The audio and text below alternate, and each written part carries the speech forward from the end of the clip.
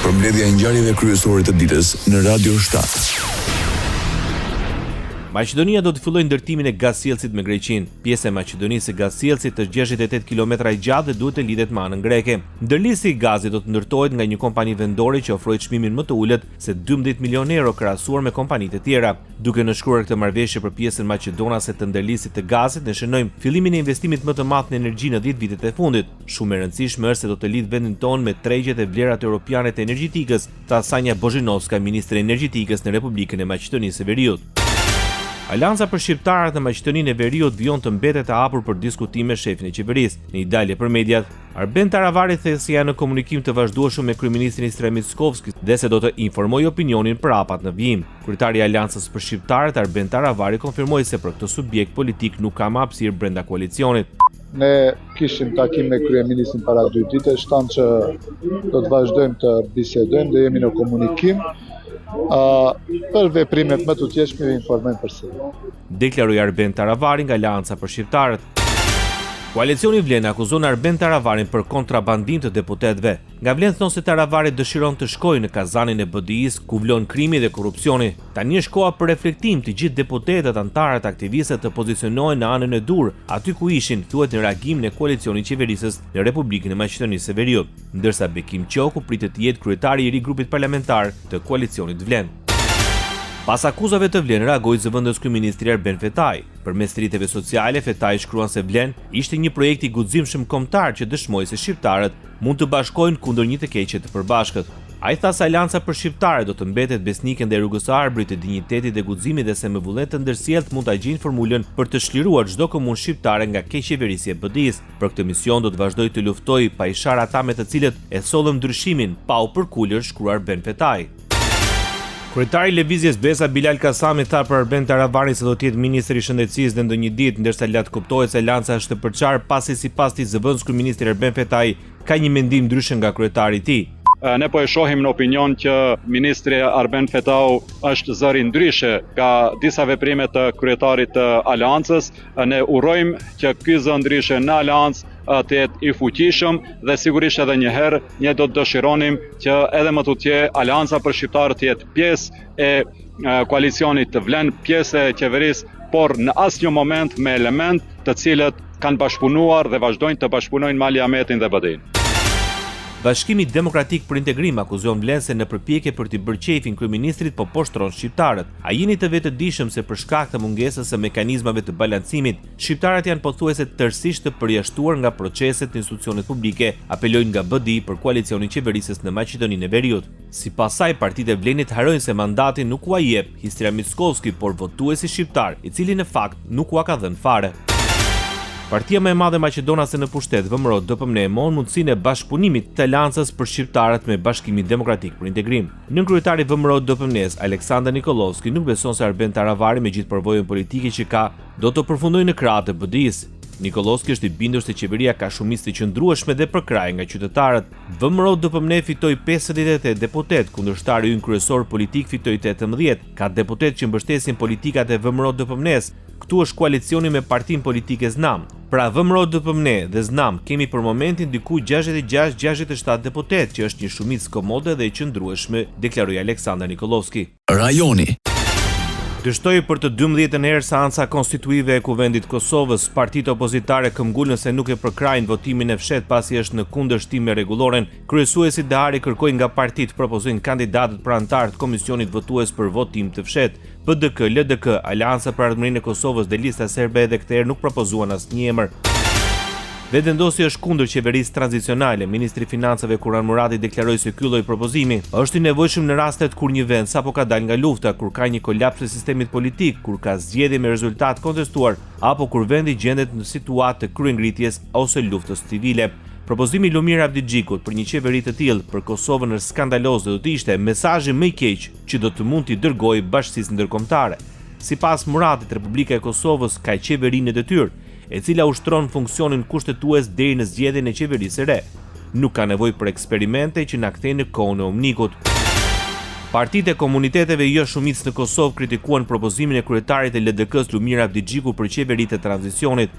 Ftesa vetëm për subjektet politike shqiptare sipas deputetit Elbert Krasniqi është qasje përjashtuese dhe jo në frymën multietnike. Në emër të pakicave, Krasniqi konfirmoi se janë për formimin e institucioneve sa më parë dhe sa më shpejt. E votojmë kryetaren e kuvendit propozuar nga lëvizja vetëvendosje, sikur fituese zgjedhjeve dhe drejt me aktvendimin e gjykatës kushtetuese dhe pastaj flasim për institucione tjera. Ju falenderoj shumë, e mirëpafshim. Nuk kemi pas ftesa u kon veç për politikë e shqiptarëve, nëse kanë numrat me të. Ishte Elbert Krasniqi, deputeti i Kuvendit Kosovës. Deputeti i Lidhjes Demokratike të Kosovës, Hykmete Bajrami, akuzoi vetëvendosjen për rikthimin e vendit në praktikat e kohës së umniku dhe krijimin e një krize të qëllimshme institucionale.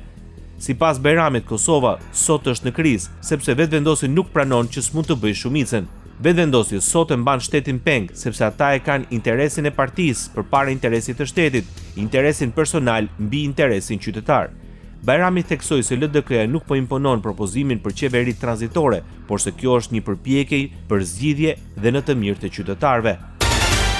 Alianca për Ardhmërinë e Kosovës konfirmon vimin e bashkëpunimit me LDK-n për të nxjerrë vendin nga kriza.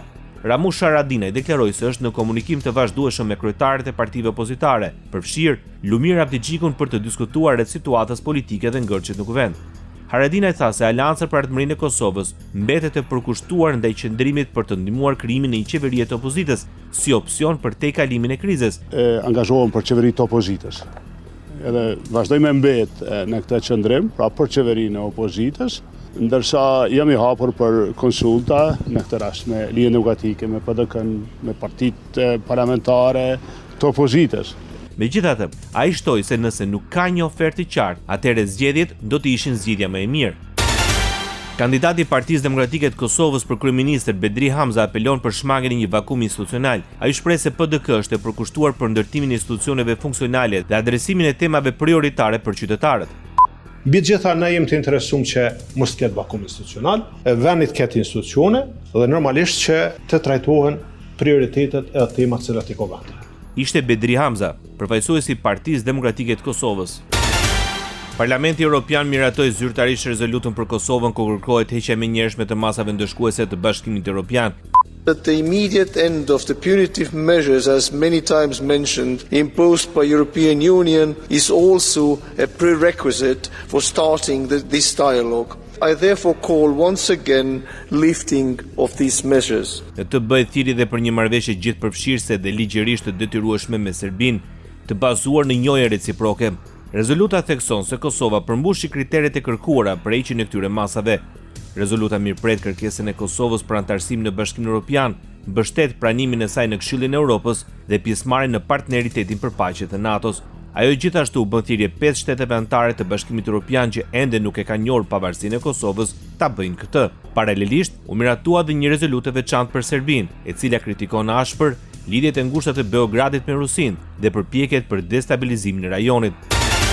Presidenti kroat Milan Milanović kërkoi nga Serbia të mos shqetësohet për deklaratën mbi bashkëpunimin në mbrojtje midis Kroacisë, Shqipërisë dhe Kosovës. Nga Shkupi, Milanović pranoi se nuk ka marrë pjesë në përgatitjen dhe miratimin e këtij dokumenti, por si president i vendit dhe komandant suprem i forcave të armatosura e mbështet memorandumin. Në një farë mënyre, dua të siguroj vendefshinje, le të themi Serbinë, se nuk ka probleme me të, ose se nuk duhet të ketë asnjë, dhe Maqedonia e Veriut është në NATO. Kjo është mjaftueshme, tha Milanović. Radio 7, zëri pozitiv i qytetit. Kryeministri Edi Rama u bëri dhe një thirrje emigrantëve të dorëzojnë fletët e votimit për zgjedhjet parlamentare të 11 majit, përmes një video në rrjetet sociale. Kreu i qeverisë ju kujton zgjedhjet se ka mbetur dhe pak kohë nga mbyllja e afatit. Përfitoj në rastit ju them të gjithë atyre që kanë akoma zarfi në shtëpi, qoftë në Greqi, qoftë në Itali, qoftë në Gjermani, qoftë në Britani, qoftë në Amerikë, qoftë kudo tjetër, që të mos e mbajnë në shtëpi. Ta nisin. Ndër të tjera, kryeministri konfirmoi se është aprovuar dhe hapje një tjetër grup kapitulli të negociatave me Bashkimin Evropian.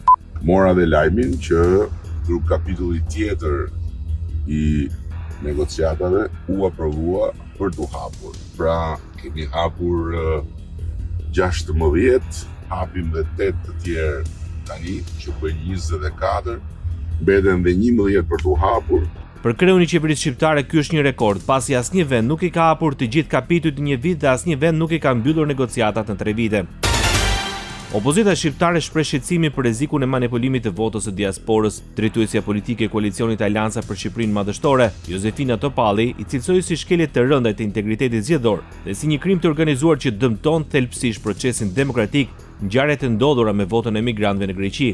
Sipas saj, njerëz të paidentifikuar që marrin edhe 100 zarfe votimi nuk janë thjesht një shkelje e ligjit, por një tentativë për të manipuluar votat dhe për të korruptuar postierët që janë pjesë e procesit zgjedhor. Ajo që pëndon në Greqi është një kapitol totalisht i një krimi zgjedhor dhe një manipulimi thellësisht politik që pëndon të votës në Greqi. Dhe më thanë, shkurja për të rhequr pa identifikim, për të marrë zarfin apo për të dorëzuar zarfin dhe jo një zarf, po disa zarfe, faktikisht të bën të pavlefshme votën që është marrë në mënyrë ekstraligjore. Ndoqët edicionin informativ të lajmeve në Radio 7, zëri pozitiv i qytetit.